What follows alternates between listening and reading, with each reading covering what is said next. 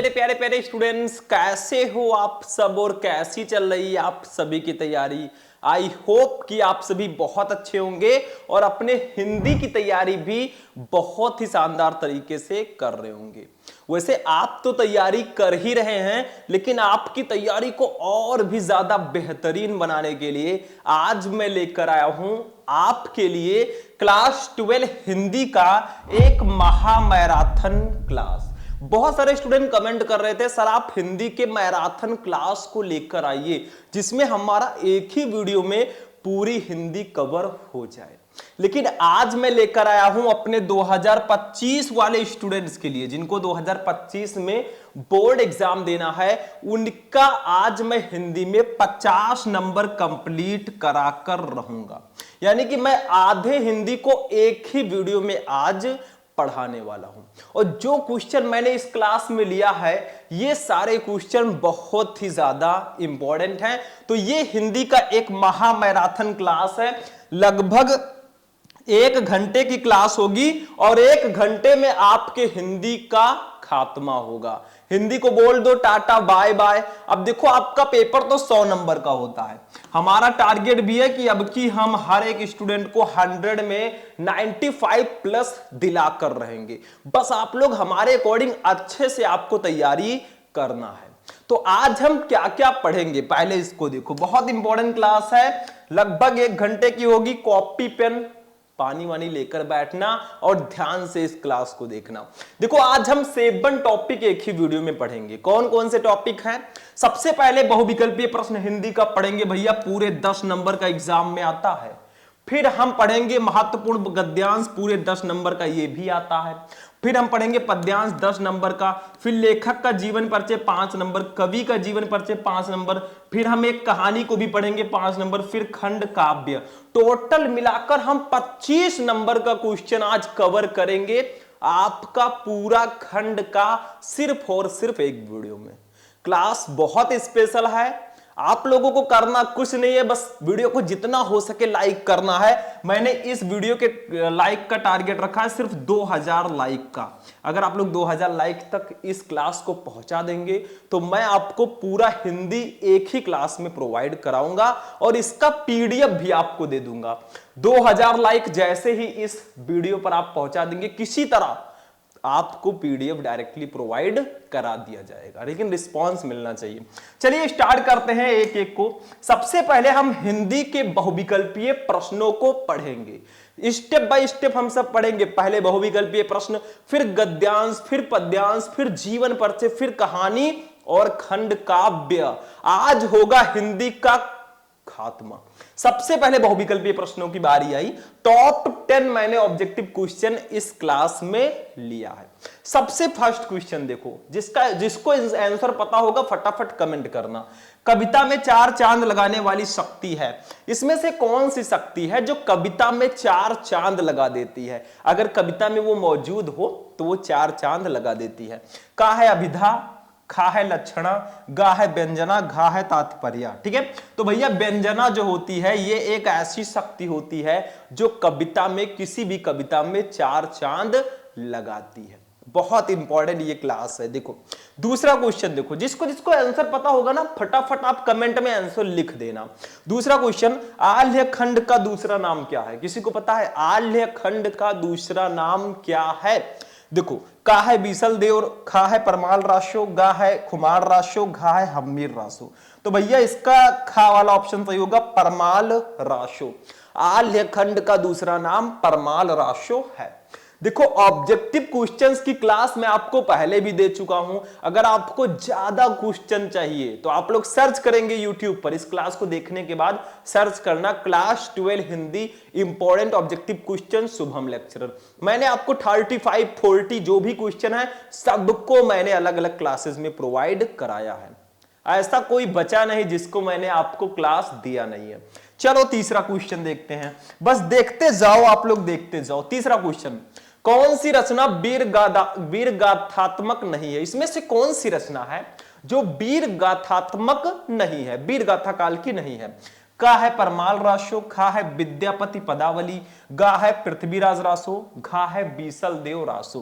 भैया विद्यापति पदावली जो है ये वीर गाथात्मक रचना नहीं है, तो ये आपका खा वाला ऑप्शन बिल्कुल सही होगा। गा देखो, विद्यापति के पदों में कहीं कहीं पुट है। देखो विद्यापति को आप ऐसे भी लिख सकते हैं, कंफ्यूज मत होना कि सर जी ने दूसरी तरह से लिखा है। देखो दोनों सेम है, ये द्या जो लिखा है ना, दोनों मिलाकर ये वाला दा बनाते हैं, ये ध्यान रखना, क्योंकि यहां पे कंप्यूटर में हो सकता है कहीं कहीं मिसप्रिंट हो, तो उतना आपको ध्यान में रखना है। आप छोटे बच्चे नहीं हो, अरे मेरे अकॉर्डिंग छोटे बच्चे। देखो विद्यापति के पदों में कहीं कहीं पुट है, किसका पुट है? अब कुछ स्टूडेंट कहेंगे सर कैसा क्वेश्चन है, समझ में नहीं आ रहा। यही सब क्वेश्चन बोर्ड एग्जाम में दिया जाता है, आपके पेपर में कंफ्यूज किया जाता है आपको पूरी तरह, तो वही आप लोग पढ़िए और भी ज्यादा क्वेश्चन जितना हो सके आप लोग पढ़िए, क्योंकि जितना ज्यादा आप पढ़ेंगे उतने ज्यादा चांसेस होंगे आपके नंबर ज्यादा आने के। चौथा, विद्यापति के पदों में कहीं कहीं पुट है, किसका? का है श्रृंगार का, खा है भक्ति का, गा है नीति का और घा है प्रशस्ति का। तो इसका राइट आंसर होगा भक्ति का। मतलब विद्यापति के पदों में कहीं कहीं भक्ति का पुट है। ठीक, नेक्स्ट क्वेश्चन पे हम लोग चलेंगे। क्वेश्चन नंबर 4 पे हम आते हैं। हिंदी का प्रथम कवि किसको माना जाता है? शायद आप सभी को पता हो, हिंदी का प्रथम कवि किसको माना जाता है? अगर आपको आंसर पता है फटाफट कमेंट करना, क्योंकि आप लोग स्मार्ट स्टूडेंट हैं। का है सबरपा, खा है सरहपा, गा है लुईपा और घा है कणहप्पा। तो हिंदी का प्रथम कवि भैया सरहपा जी को माना जाता है। ऑप्शन नंबर आपका खा सही होगा। अब आप कहेंगे सर जी ये कैसा कैसा नाम है, सरहपा, सबरपा, लुईपा। अगर अब किसी का नाम ऐसा रख दिया जाए भैया सरहपा, भैया लुईपा, तो कितना अच्छा मतलब नहीं लगेगा। ये पहले का नाम है, आदिकाल के ये सारे कवि लेखक हैं, तो इनका नाम ही इस प्रकार से है। ठीक है, आगे बढ़ते हैं। 6 नंबर, हिंदी साहित्य के आदिकाल के लिए सिद्ध सामंत काल नाम किसने दिया है? मतलब आदिकाल को सिद्ध सामंत काल नाम किसने दिया? आदिकाल को सिद्ध सामंत काल के नाम से भी जाना जाता है, बट इस नाम को दिया किसने ये आपको बताना है। का है राहुल सांकृत्यायन ने, खा है रामचंद्र शुक्ल ने, गा है रामकुमार वर्मा जी ने और घा है डॉक्टर नगेंद्र ने। तो राहुल सांकृत्यायन जी ने हिंदी साहित्य के आदिकाल के लिए सिद्ध सामंत काल नाम दिया है। सिंपल सा क्वेश्चन, सिंपल सा आंसर। अभी तो पार्टी शुरू हुई है, आगे आगे देखो होता है क्या, देखते जाओ, पूरा हिंदी हम कवर करेंगे आज। ठीक है, सपोर्ट बनाए रखो भैया, क्योंकि बिना सपोर्ट के आदमी गिर जाते हैं। ठीक है, चलो 7 नंबर क्वेश्चन पे हम लोग चलते हैं भैया। 7, हिंदी का प्रथम महाकाव्य किसको माना जाता है? हिंदी का प्रथम महाकाव्य किस रचना को माना जाता है? का है रामचरितमानस, खा है पद्मावत, गा है पृथ्वीराज रासो, घा है रामचंद्रिका। तो प्रथम जो फर्स्ट महाकाव्य है वो पृथ्वीराज रासो को माना जाता है हिंदी का प्रथम महाकाव्य। ठीक है, चलो 8 नंबर, ज्ञानाश्रयी काव्यधारा के कवि नहीं है। इसमें से कौन से ज्ञानाश्रयी काव्यधारा के कवि नहीं है? जिसको आंसर पता है फटाफट कमेंट करना। कबीरदास, मल्लुकदास, नंददास और रैदास। तो भैया 8वें का आपका गा वाला ऑप्शन बिल्कुल सही होगा। मतलब नंददास जी जो हैं ये ज्ञानाश्रयी काव्यधारा के कवि नहीं हैं। ठीक, नेक्स्ट क्वेश्चन पे चलते हैं। क्वेश्चन नंबर 9, रसखान किस काव्यधारा के कवि थे? रसखान जी किस काव्यधारा के कवि थे? जल्दी जल्दी क्वेश्चन का आंसर दो। का है प्रेमाश्रयी काव्यधारा लिख दीजिएगा। ठीक है, खा है निर्गुण भक्ति काव्यधारा, गा है सगुण भक्ति काव्यधारा और घा है कृष्ण भक्ति काव्यधारा। तो रसखान जी जो थे ये कृष्ण भक्ति काव्यधारा के कवि थे। आपका घा वाला ऑप्शन बिल्कुल सही होगा। ठीक है, जैसे कई काव्यधारा है तो ये कृष्ण भक्ति काव्यधारा के कवि थे रसखान जी। 10 नंबर क्वेश्चन, राम भक्ति शाखा से संबंधित है। इसमें से कौन से कवि हैं जो राम भक्ति शाखा से संबंधित हैं? का है कुंभन दास, खा है परमानंद दास, गा है नाभा दास और घा है चतुर्भुज दास। भैया इसका गा वाला ऑप्शन सही होगा, नाभा दास। नाभा दास जी जो हैं ये राम भक्ति शाखा से संबंधित हैं। चलो एक क्वेश्चन मैं आपसे कर लेता हूं, इसका आंसर शायद आप सभी को पता हो। बताइए ये उर्वशी किसकी रचना है? उर्वशी, ये भी ऑब्जेक्टिव क्वेश्चन में काफी ज्यादा आता है। बताइएगा ये किसकी रचना है? ठीक है, आपके कवियों में वो कवि मिल जाएंगे जिनकी ये रचना है। थोड़ा सा हिंट भी मैंने आपको दे दिया है, अगर अब नहीं बता पाओगे तो फिर नहीं बता पाओगे। चलो इसको मैं हटाऊंगा। अब ऑब्जेक्टिव क्वेश्चन हमारा हो गया कंप्लीट। अब हम अपने गद्यांश पर चलेंगे। देखो भैया, मैंने टोटल 10 ऑब्जेक्टिव क्वेश्चन आज बताया है।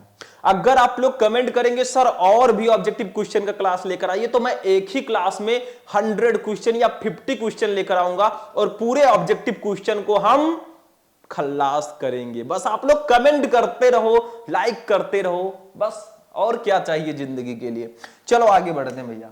आ जाते हैं अपने महत्वपूर्ण गद्यांश पे। इसमें क्या होता है, महत्वपूर्ण गद्यांश पूरे के पूरे 10 नंबर का ये आपसे पूछा जाता है। इसको कैसे पहचाने, कैसे इसको सॉल्व करें, यही है आपका महत्वपूर्ण गद्यांश। अब इसको सबसे पहले हम लोग पहचानेंगे। देखो कैसे क्या लिखना है, मैंने सारी चीजें आपको बताई। जैसे ऐसे कुछ देखो, ये आपका गद्यांश ऐसे दिया जाएगा, इसके नीचे 5 क्वेश्चन आपको दिए जाएंगे एज अ गिफ्ट। भैया ये 2-2 नंबर के 5 क्वेश्चन रहेंगे, 5 का आंसर दो, 10 नंबर ले जाओ। और इस क्वेश्चन का आंसर जो है इसी गद्यांश में आपको मिलेगा, ढूंढोगे तो मिल जाएगा। ठीक है, जब आप किसी चीज को पाने की कोशिश ही नहीं करोगे तो आपको वो कैसे मिलेगा। तो ऐसे आपको करना है। सॉल्व कैसे करना है ये भी मैं बता देता हूं। कुछ इस प्रकार से आपको सॉल्व करना है। ये प्रोफेसर जी सुंदर रेड्डी जी द्वारा लिखा गया है, भाषा और आधुनिकता चैप्टर का है। अब एक एक को हम पहले इसको पढ़ते हैं। देखो पहले आपको क्या करना है, जब आप बोर्ड एग्जाम देने जाओगे, आपके सामने पेपर होगा, तो आपको सबसे पहले इसको पढ़ना है।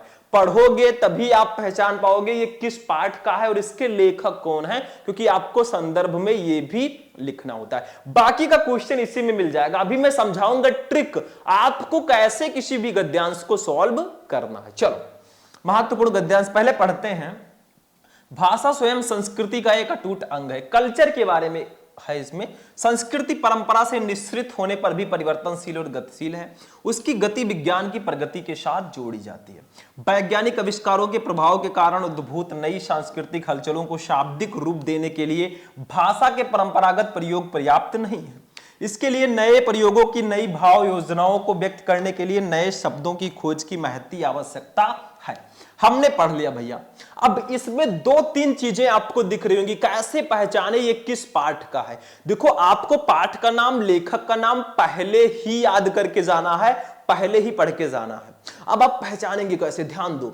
अब इसमें भाषा आया है, कई बार भाषा इसमें यूज हुआ है, एक बार तो मैंने बता ही दिया।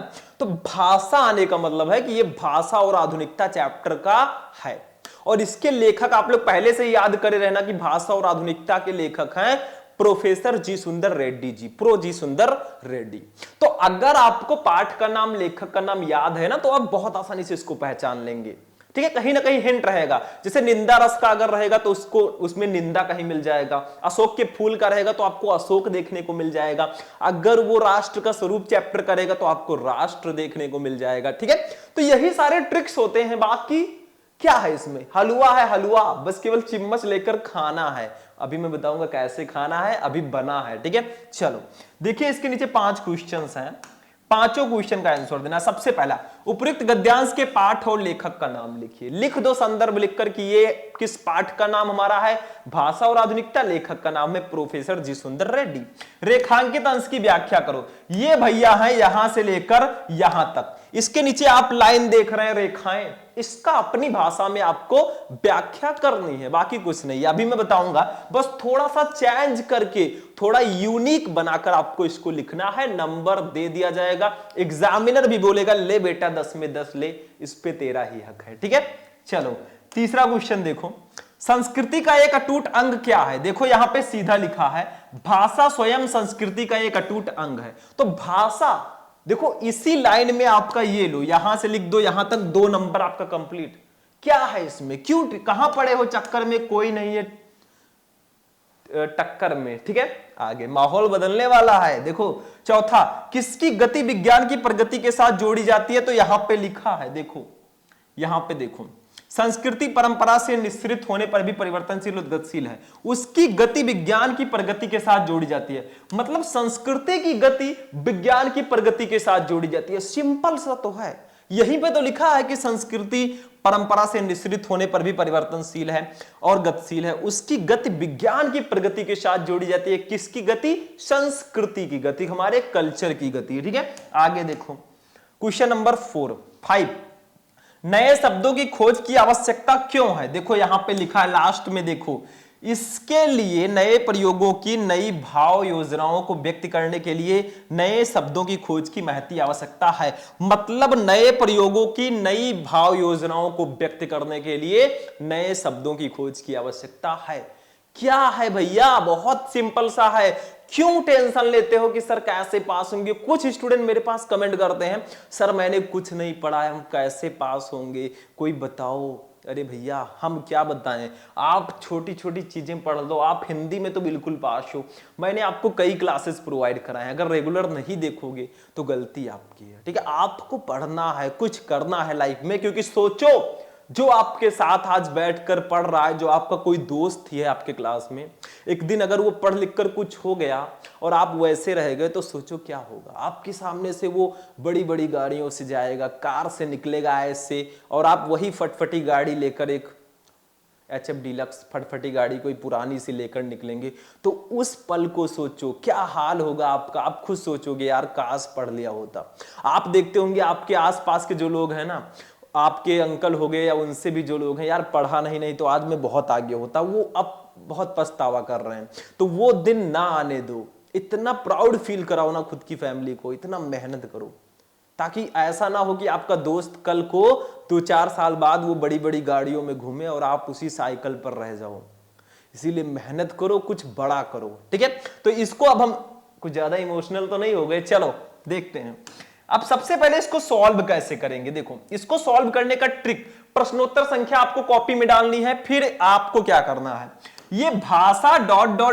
करके आवश्यकता है।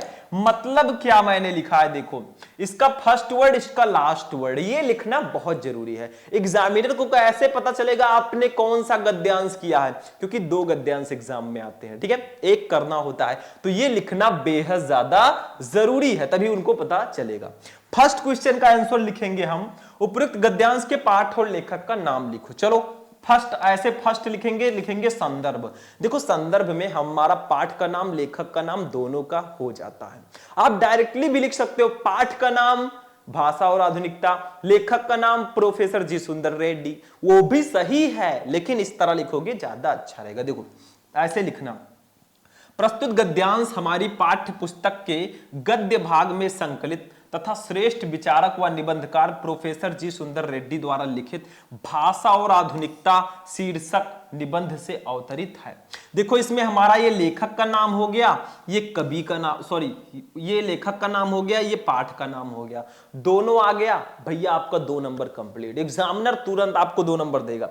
एक चीज और ध्यान रखना, मैंने आपको पहले ही बताया, प्रस्तुत गद्यांश, देखो जो यहाँ पे गद्यांश लिखा है इसको इस प्रकार से लिखिएगा तो ज्यादा बेटर रहेगा, गद्यांश। ठीक है, मैंने पहले ही बताया है, जैसे यहाँ पे गद्य है तो यहाँ पे गद्य लिख दीजिएगा। ठीक है, मतलब ये आप इस प्रकार से भी लिख सकते हैं, कोई दिक्कत नहीं है, दोनों सही है। तो प्रस्तुत गद्यांश हमारी पाठ्य पुस्तक के गले में खिच गद्य भाग में संकलित तथा श्रेष्ठ विचारक व निबंधकार प्रोफेसर जी सुंदर रेड्डी द्वारा लिखित भाषा और आधुनिकता शीर्षक निबंध से अवतरित है। 2 नंबर कंप्लीट। कोई दूसरा पाठ और लेखक आ जाता है भैया तो लेखक का नाम पाठ का नाम बदल दो, बाकी सेम वही रहेगा, गद्य से वो भी रहेगा, बस पाठ का नाम और लेखक का नाम आपको चेंज कर देना है, संदर्भ सेम रहेगा। चलो इनकी क्वालिटी को भी बदल दीजिएगा। चलो दूसरा क्वेश्चन देखते हैं। दूसरा क्वेश्चन है हमारा कि रेखांकित अंश की व्याख्या करो। यहां से लेकर देखो, वैज्ञानिक आविष्कारों के प्रभाव के कारण उद्भूत नई सांस्कृतिक हलचलों को शाब्दिक रूप देने के लिए भाषा के परंपरागत प्रयोग पर्याप्त नहीं है। इसके लिए नए प्रयोगों की नई भाव योजनाओं को व्यक्त करने के लिए नए शब्दों की खोज की आवश्यकता है। अब इसमें कुछ नहीं है मेरे स्टूडेंट, इसी को थोड़ा चेंज करके थोड़ा अपनी तरफ से लिख दो, कोई जरूरी नहीं है। आप खुद में एक लेखक हैं, ऐसा नहीं है कि बुक वाला ज्ञान लेकर जाएं वही डायरेक्ट लिख दें। अगर आपने वही पढ़ के गए हैं वही आ जाता है तो लिख दो, कोई दिक्कत नहीं है, लेकिन आप खुद से भी क्रिएट कर सकते हो। यू आर ऑल्सो राइटर, आप खुद एक लेखक हैं। क्योंकि लेखक कहीं बाहर से नहीं आते, हम जैसे बच्चे ही आगे चलकर लेखक बनते हैं, बस अच्छे से पढ़ना होगा। ठीक है, तो इसको थोड़ा चेंज करके आपको लिखना है। चलो कैसे लिखेंगे, देखो ध्यान देना, हम भी राइटर बनाएंगे आपको आज। भाषा ने जो प्रयोग प्राचीन काल से चले आ रहे हैं वे नए सांस्कृतिक परिवर्तनों को व्यक्त करने में समर्थ नहीं है। नित्य प्रति संस्कृति में हुए परिवर्तनों को भाषा द्वारा व्यक्त करने के लिए भाषा में नए नए प्रयोगों, नए नए शब्दों की खोज का कार्य होना बहुत आवश्यक है, जिससे बदलते हुए नए भावों को उचित रूप से व्यक्त किया जा सके। बस थोड़ा सा आपको चेंज करके लिख देना है, नंबर आपको पूरा मिलेगा। 2 नंबर इसका और 2 नंबर इसका आपको मिल जाएगा पूरा। लेकिन अभी और भी क्वेश्चन है, उनको भी हम समझेंगे। तीसरा क्वेश्चन है, संस्कृति का एक अटूट अंग क्या है? तो मैंने बताया था भाषा स्वयं संस्कृति का एक अटूट अंग है, तो इसको ऐसे लिख देंगे प्यार से। देखो तीसरा आंसर, देखो उस तरह से 3 लिखिएगा ऐसे। ठीक है, देखो क्या है, संस्कृति का एक अटूट अंग भाषा है। सिंपल सा मैंने लिख दिया, वही चीज है। चाहे आप इस प्रकार से लिखे भाषा स्वयं संस्कृति का अटूट अंग है, या आप संस्कृति का एक अटूट अंग भाषा है, बस भाषा होनी चाहिए, मेन कीवर्ड आपका होना चाहिए। चौथा क्वेश्चन क्या है, देखो चौथा क्वेश्चन है, संस्कृति का किसकी गति विज्ञान की प्रगति के साथ जोड़ी जाती है? तो मैंने बताया था संस्कृति की गति विज्ञान की प्रगति के साथ जोड़ी जाती है। तो ये देखो मेरे स्टूडेंट, संस्कृत की गति विज्ञान की प्रगति के साथ जोड़ी जाती है। देखो वो हिंदी संस्कृत वाला ये संस्कृत नहीं है, ये कल्चर वाली संस्कृति है, जिसको हम लोग संस्कृति बोलते हैं। ठीक है, तो उसकी गति विज्ञान की प्रगति के साथ जोड़ी जाती है। ये सब 2 नंबर फ्री के होते हैं, इसका आंसर आपको गद्यांश में भी मिल जाएगा। बस वही 2 क्वेश्चन आपको ध्यान से लिखना है, संदर्भ और रेखांकित अंश की व्याख्या। ये सब तो आपको उसी गद्यांश में इसका आंसर मिलेगा, काहे टेंशन ले रहे हो। चलो आगे बढ़ते हैं, 5 नंबर क्वेश्चन पे आ जाते हैं मेरे स्टूडेंट। 5 नंबर क्वेश्चन ये देखो, नए शब्दों की खोज की आवश्यकता क्यों है? तो यहीं पे तो लिखा, इसके लिए नए प्रयोगों की, नई भाव योजनाओं को व्यक्त करने के लिए नए शब्दों की खोज की महती आवश्यकता है। तो इसी को प्यार से हम लिख देंगे, देखो युगान रूप परिवर्तित नवीन भावों को उचित रूप में व्यक्त करने के लिए नए शब्दों की खोज की आवश्यकता होती है। बस हमारा ये गद्यांश भी हो चुका। ऐसे सॉल्व करके आओगे, 10 में 10 पूरे लाओगे और एग्जामिनर को मजबूर कर दोगे कहने पर, ले बेटा इस पे तेरा ही हक है। चलो इसको मैं हटाता हूं मेरे प्यारे स्टूडेंट, चलते हैं अपने पद्यांश पे। अभी तो हमने बहुविकल्पीय प्रश्न और गद्यांश को फिनिश किया है, अभी हम चलेंगे पद्यांश पे, फिर जीवन परिचय, फिर कहानी, खंड काव्य। अभी तो ट्रेलर है, पिक्चर अभी बाकी है। चलो आगे बढ़ते हैं, बढ़ते रहो, आगे बढ़ते रहो जब तक मंजिल तक ना पहुंच जाओ, क्योंकि आज वैल्यू उसी की होती है इस संसार में जो किसी लायक है। तो खुद की वैल्यू बनाओ, खुद को इतना लायक बनाओ कि लोग आपसे पूछें भाई कैसे किया। चलो आगे बढ़ते हैं, हम लोग पद्यांश पे चलते हैं। नेक्स्ट टॉपिक महत्वपूर्ण पद्यांश। अब देखिए मेरे प्यारे स्टूडेंट, हमारा जो नेक्स्ट टॉपिक है ये पद्यांश है। जैसे गद्यांश हमारा हिंदी गद्य के पार्ट से होता था, चैप्टर से, ये पद्यांश हिंदी पद्य से होगा। 10 नंबर इसके लिए भी मिलेगा। मतलब आपको ये पद्यांश दे दिया गया ऐसा प्यार से, 5 क्वेश्चन इसमें भी रहेंगे, सेम प्रोसेस, और ऐसे इसका आंसर लिखेंगे। चलो पहले इसको पढ़ते हैं, बहुत अच्छी लाइन है, फेवरेट है हमारी, पवन दूतिका चैप्टर का है ये, और इसके कवि हैं अयोध्या सिंह उपाध्याय हरिओ जी। इसमें होता क्या है, राधा जी को छोड़ के श्री कृष्ण जी मधुवन से चले गए हैं। अब राधा जी क्या करती है, पवन को यानी कि वायु को, पवन यानी कि हवा, उसको अपना दूत बनाकर श्री कृष्ण जी के पास भेजना चाहती हैं कि जाके उनसे बता दो कि आपके विरह से बिछड़कर राधा जी का क्या हाल हो गया है। वो अपनी दशा को बताती हैं। चलो देखते हैं, प्यारा सा लाइन है, पढ़ते जाओ। देखो, मेरे प्यारे नौ जलद से कंज से नेत्र वाले, राधा जी पवन दूतिका से कहती हैं, मेरे प्यारे, मेरे प्रिय नौ जलद, नव का मतलब होता है नवीन या नए, जलद का मतलब होता है मेघ या बादल। ठीक है, तो नए मेघों के समान, नव जलद से, कंज, कंज का मतलब होता है कमल, कंज से नेत्र वाले मतलब कमल के समान नेत्र वाले, आंखों वाले, जाके आए न मधुबन से, वो मधुबन से चले गए हैं और अभी तक आए नहीं हैं, और न भेजा संदेशा, और ना ही उन्होंने कोई संदेशा मेरे लिए भेजा है। मतलब राधा जी पवन दूतिका से कहती हैं, थोड़ा सा कृष्ण जी के थोड़ा सौंदर्य का वर्णन करते हुए कहती हैं कि मेरे प्रिय नवीन मेघों के समान, ठीक है, नवीन नव जलद से नवीन मेघों के समान और कमल के समान नेत्र वाले श्री कृष्ण जी मधुवन से चले गए हैं और अभी तक वापस नहीं आए हैं, और ना ही उन्होंने मेरे लिए कोई संदेशा भेजा है। 2 लाइन का यही होगा मीनिंग। आगे देखो, फिर वो क्या है, उनके प्रेम में, उनके विरह में वो थोड़ी सी बावली होती जा रही है। बावली का मतलब होता है पागल, ठीक है। देखो, मैं रो रो कर प्रिय विरह, यानी कि श्री कृष्ण जी के विरह में, विरह का मतलब होता है बिछड़ना, ठीक है, से बावली हो रही हूं, यानी कि पागल होती जा रही हूं। जाके मेरी तू जा, वो पवन से कहती है तू जा, और मेरी सब दुख कथा, जितनी भी मेरी दुख है, ठीक है, कथा श्याम को तू सुना दे, तू जाकर श्री कृष्ण को सुना दे। फिर वो कहती है कि श्री कृष्ण जी के चले जाने से और वापस ना आने से मेरा जो हाल है, वो अपनी मनोदशा का वर्णन करते हुए कहती हैं कि मैं रो रो कर उनके विरह में पागल सी होती जा रही हूं, उनके जाने से पागल सी होती जा रही हूं।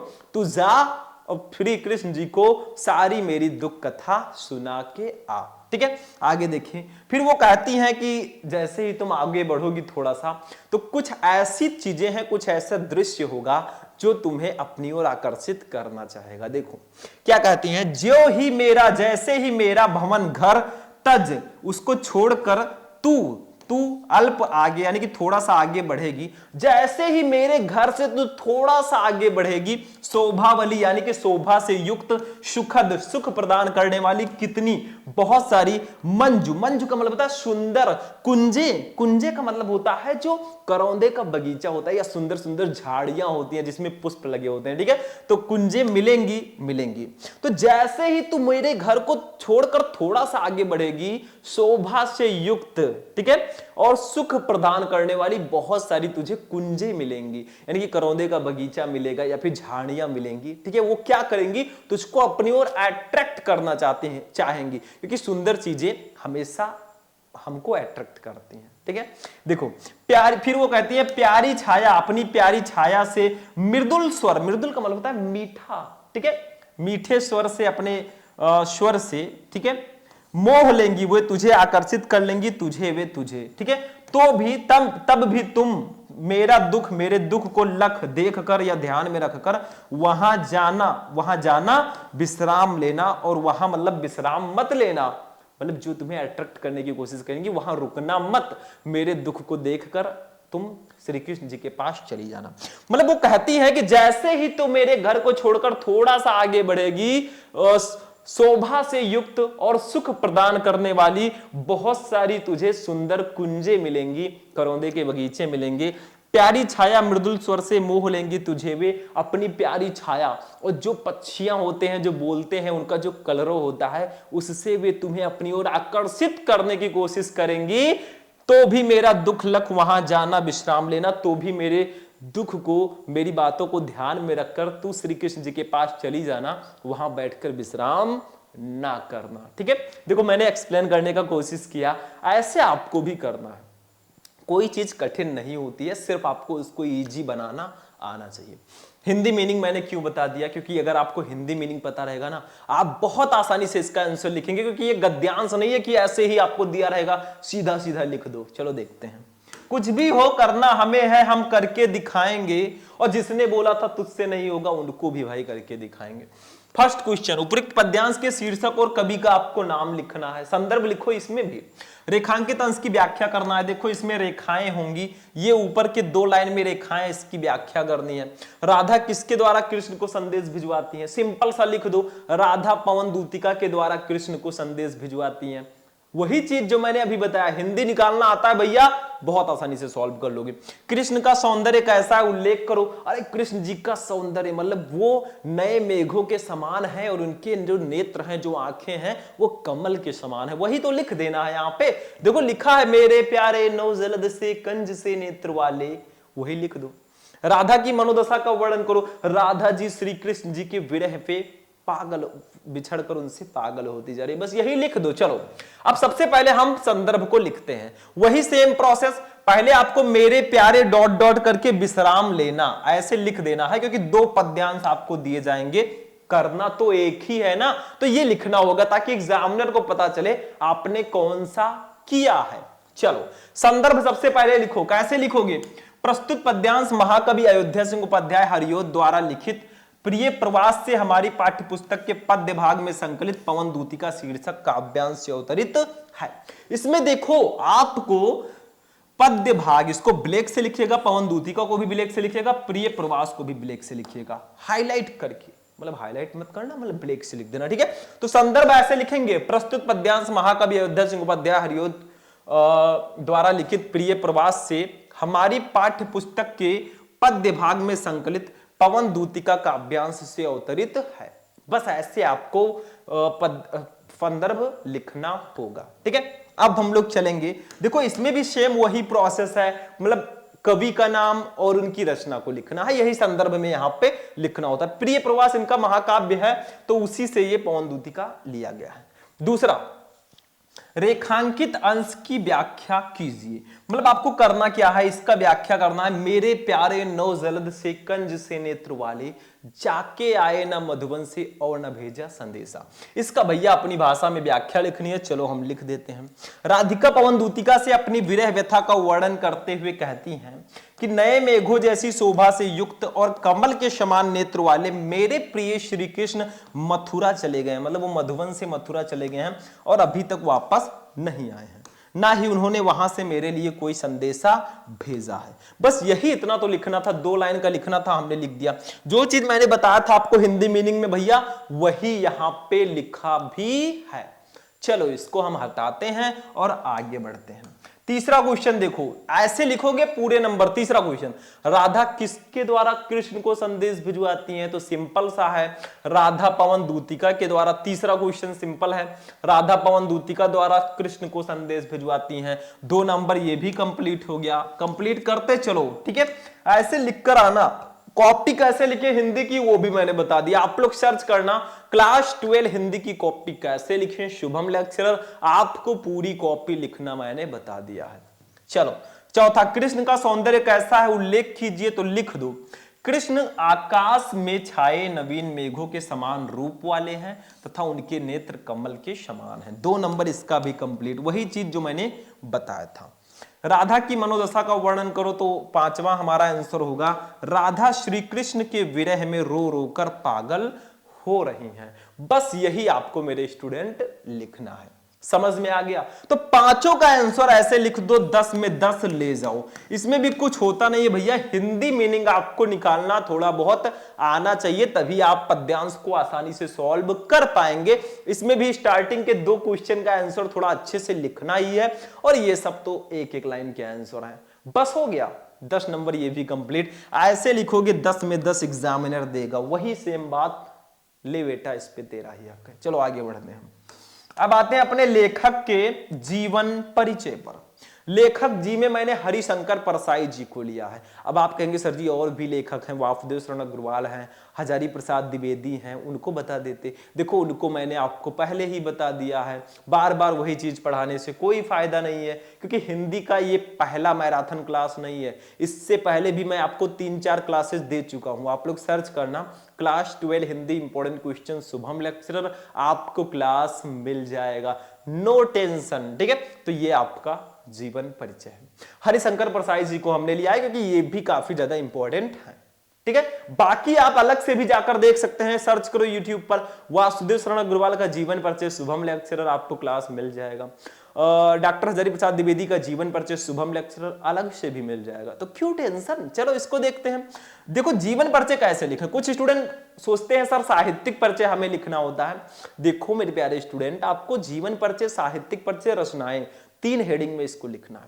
छोटा सा जीवन परिचय लिखना है, साहित्यिक परिचय थोड़ा अच्छे से आपको लिखना होगा। कैसे लिखना है ताकि आपको 5 में 5 पूरे नंबर लेखक वाला मिले, चलो बताते हैं।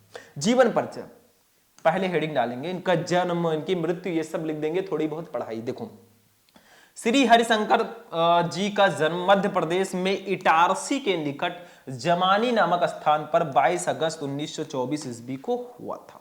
ये लाइन बहुत इंपॉर्टेंट है। आरंभ से लेकर स्नातक तक इनकी शिक्षा मध्य प्रदेश में हुई। परसाई जी ने मुख्यतः व्यंग प्रधान ललित निबंधों की रचना की है। ठीक है। 10 अगस्त 1995 ईस्वी को जबलपुर में इनका देहावसान हो गया।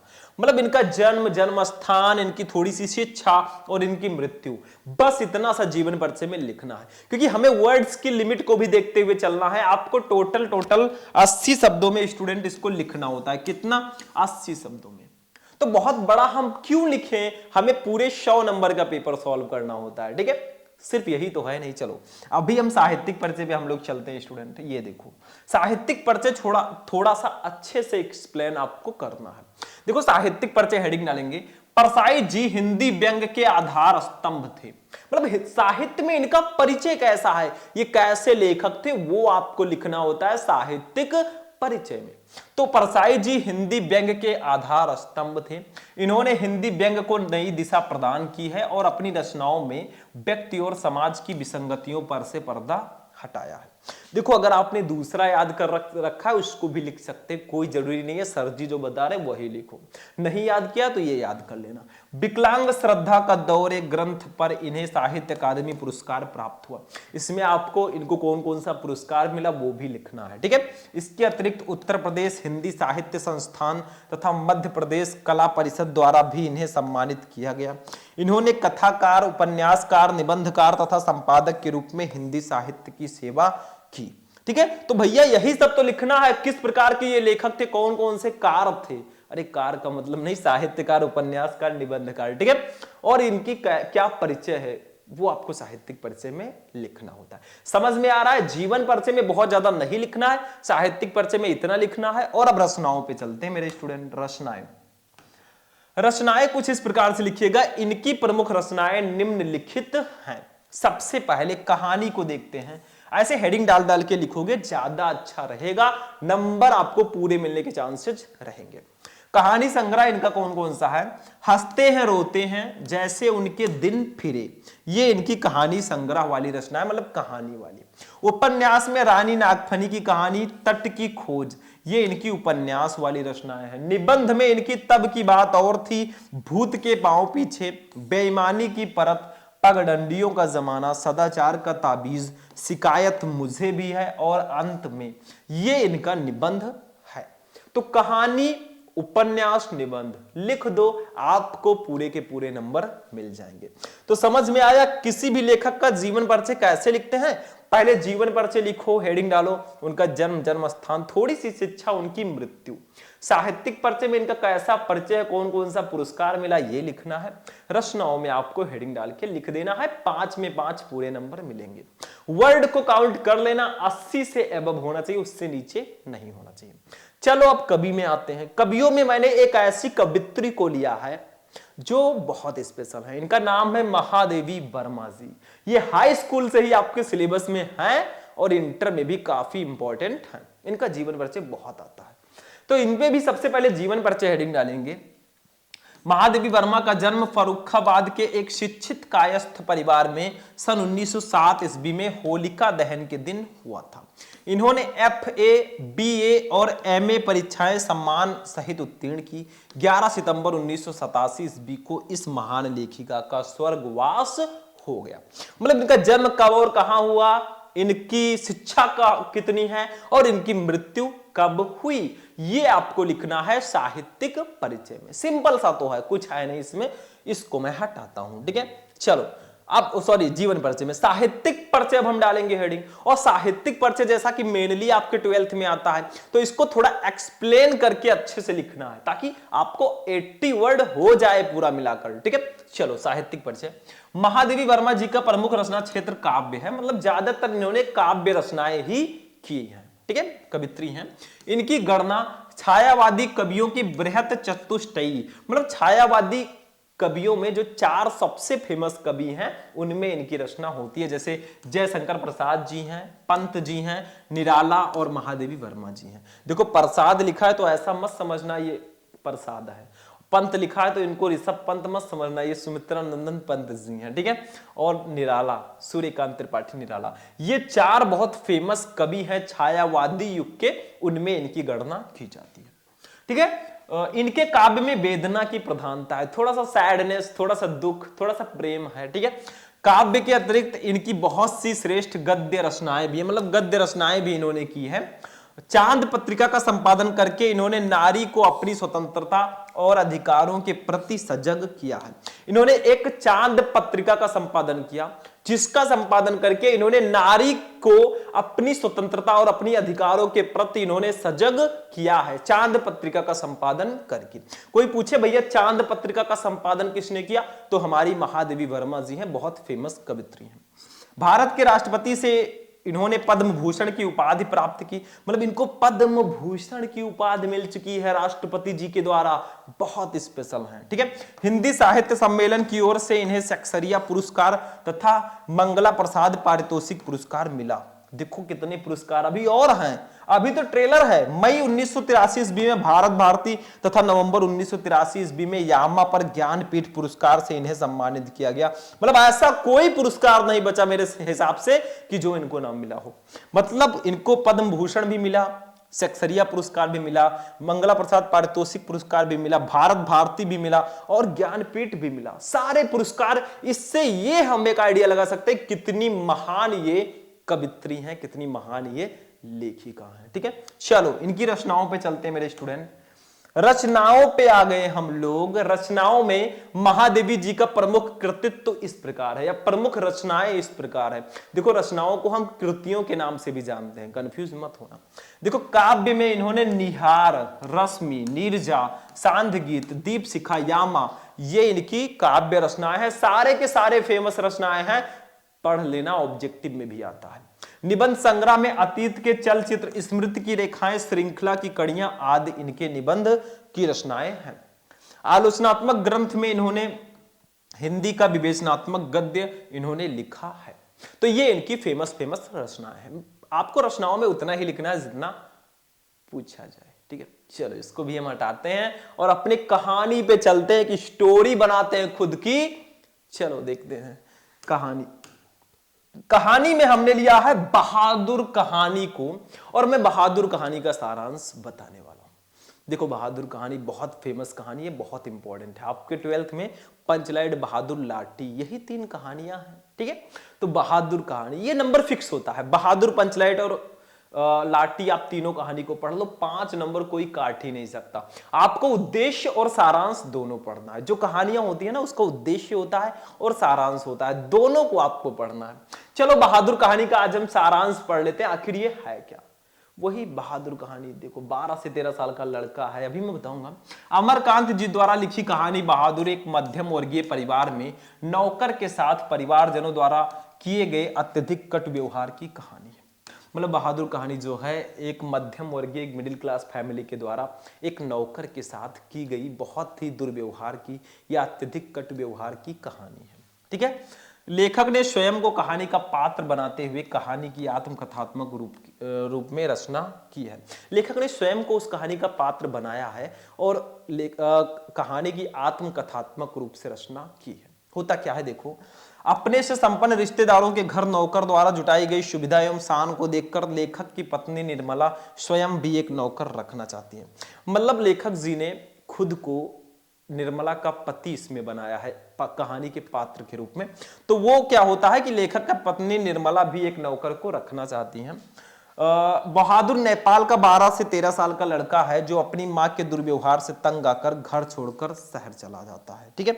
मतलब होता क्या है, एक बहादुर 12 से 13 साल का नेपाल का लड़का है, उसकी माता जी थोड़ा सा उसके साथ दुर्व्यवहार करती हैं, तो वो घर छोड़ के शहर चला आता है। उसको शायद इसका एहसास नहीं था कि भैया कुछ भी हो जाए, मम्मी कितना भी मारे, बिना गलती को वो डांटेंगी या मारेंगी नहीं। अगर आप गलती करोगे तभी वो कुछ बोलेंगी। और एक लाइन आपने सुनी होगी, भैया बाकी सब सपने होते हैं, अपने तो अपने होते हैं। मम्मी भले ही मारती है लेकिन रात का खाना, दिन का खाना वही आपसे पूछेगी, कोई दूसरा नहीं पूछेगा। कोई दूसरा कितना भी प्यार करेगा ना, लेकिन एक दिन वो स्टेज आ ही जाएगा जब वो आपसे प्यार करना कम कर देगा। वही चीज यहाँ पे भी बताई गई है। मतलब बहादुर जो लड़का है ना, वो घर छोड़ के जब चला आता है तो निर्मला जो है इनके यहाँ नौकर के रूप में रख लिया जाता है। अभी मैं बताऊंगा। फिर उसके साथ दुर्व्यवहार होता है, देखो। और निर्मला के घर छोड़ के चला आता है और निर्मला के परिवार में नौकर रख लिया जाता है। निर्मला और उसका परिवार बहादुर के प्रति पहले तो बहुत अच्छा व्यवहार करते हैं, परंतु धीरे धीरे कठोरता बरतने लगते हैं। मतलब निर्मला को एक नौकर की जरूरत थी, बहादुर को नौकरी की, क्योंकि वो घर छोड़ के बाहर आया था, कहां से खाएगा। तो क्या होता है, निर्मला और बहादुर की मुलाकात होती है, बहादुर को नौकर के रूप में रख लेते हैं। अब बहादुर बच्चा, बहादुर जो लड़का है उसके साथ पहले बहुत अच्छा व्यवहार करते हैं, अच्छे से बेबी बेबी करके, ठीक है। फिर आगे देखो क्या होता है, वो घर का सारा काम करता है, इसके बावजूद उसके साथ गाली गलौज से मारपीट तक की नौबत आ जाती है। भैया वो घर का सब काम करता है, फिर भी उसके साथ गाली गलौज की जाती है। और एक दिन ऐसा भी आता है जब उसके साथ मारपीट भी किया जाता है, झूठी चोरी का इल्जाम लगाकर उसे अपमानित किया जाता है और पीटा जाता है। और इतना ही नहीं, एक दिन उसके ऊपर झूठी चोरी का इल्जाम भी लगाया जाता है। देखो, जो चीज आपने ना की हो, अगर उसका अपराध आपके ऊपर आ जाए, उसका इल्जाम आपके ऊपर आ जाए, तो भैया आप सहन नहीं कर पाएंगे, ठीक है। अगर किया हो तो बात अलग है। फिर क्या होता है, अंततः बहादुर घर छोड़कर चला जाता है। फिर होगा क्या, वही होना था, इतना सारा टॉर्चर करोगे तो घर छोड़ के तो जाना ही जाना था, तो बहादुर घर छोड़कर चला जाता है। अब परिवार के सभी सदस्य उसे ढूंढते हैं, क्योंकि उसके कारण सब आराम के आदी हो चुके हैं। मतलब अब क्या होता है, परिवार वाले सब चिराग लेकर ढूंढते हैं कि कहां गया बहादुर, अगर मिल जाए तो अब अच्छा व्यवहार करेंगे, ठीक है। क्योंकि उसके कारण सब आराम के आदी हो चुके हैं, सारा काम वो ही करता था, ये लोग आराम करते थे। अब पता चल रहा है कि क्या कीमत थी उस बच्चे की। देखो, बहादुर की उपयोगिता देखकर सभी अब अपना घरेलू कार्य करने से घबराते हैं। बहादुर के घर छोड़ जाने पर वे सभी पश्चाताप करते हैं तथा अच्छा व्यवहार करने की सोचते हैं। लेकिन आपने सुना होगा, परंतु अब पछताए होत क्या, जब चिड़िया चुग गई खेत। अब पछताने से कुछ नहीं होगा, जब चिड़िया चुग गई खेत। अब इसमें चिड़िया कहां से आ गई, देखो एक कहावत है, ठीक है। बहादुर में सहनशीलता और स्वाभिमान की भावना कूट कूट कर भरी हुई है। उसके इसी चरित्र के कारण यह कहानी हमें प्रिय है।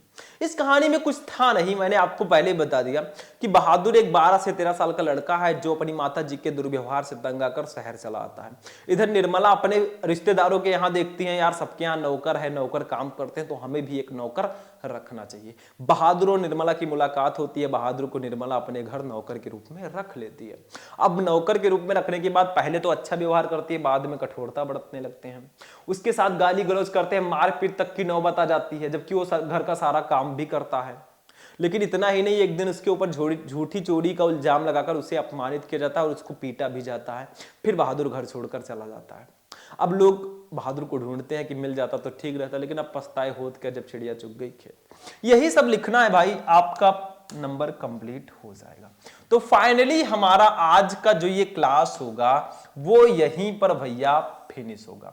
अभी मैं समझाऊंगा क्यों। देखो, चलते हैं अब स्टार्टिंग में, एक और टॉपिक है उसको भी थोड़ा सा हम डिस्कस कर लेंगे, स्टार्टिंग में चलेंगे, ठीक है। आ चुके हैं अपने स्टार्टिंग लेवल में। ये कहां गए भाई साहब, ये देखो, ठीक है। चलो यहीं पे मैं बता देता हूं, क्योंकि ज्यादा इधर साइड में चलेंगे तो टाइम लगेगा। चलो 3, 2 एंड 1। देखो, मैंने बताया था आपको इतने टॉपिक मैं इस क्लास में बताऊंगा। हमने सारे टॉपिक पढ़े, ये 6 तक पढ़ लिए। एक टॉपिक आपका आता है खंड काव्य। खंड काव्य ये भैया मेरे 5 नंबर का पूरे के पूरे पूछा जाता है।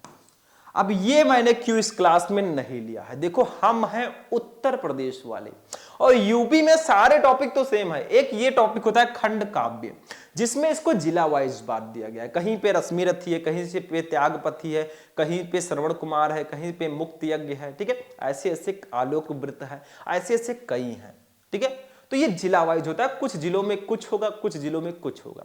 तो मैं इसको स्पेशली बता नहीं सकता, क्योंकि हमारे क्लास जो है, हमारा क्लास सभी स्टूडेंट लेते हैं, ठीक है। तो इसको आप अपने सिलेबस के अकॉर्डिंग पढ़ लीजिएगा। अगर आपको पता है तो ठीक है, नहीं पता है अपने सर जी से पूछ लीजिए, सर हमारे जिले में कौन सा खंड काव्य है, हमें कौन सा करना है। जैसे हमारे यहाँ त्यागपति है, हम गोंडा जिले से हैं, आप जिस जिले से हैं कमेंट कर देना, मैं खुद हो सकेगा तो उसका आपको बता दूंगा कौन सा खंड काव्य आप में है, या आपको पता है तो आप कमेंट कर देना, ठीक है। तो आज का क्लास हमारा यहीं पर फिनिश होगा। हमने इन सारे टॉपिक को इसी क्लास में डिस्कस किया, 50 नंबर हमने कंप्लीट किया, और क्या चाहिए जिंदगी के लिए। अभी इसमें बहुत सारी चीजें बाकी हैं, अभी तो ट्रेलर है, आगे आगे मैं आपको सारी चीजें बताऊंगा। तो आज का क्लास यहीं पर फिनिश होता है। इस वीडियो को लाइक कर देना, चैनल को सब्सक्राइब कर लेना, वीडियो को अपने दोस्तों के साथ शेयर कर लेना। फिर हम लोग मिलते हैं किसी नेक्स्ट वीडियो में नेक्स्ट टॉपिक के साथ। तब तक के लिए जय हिंद।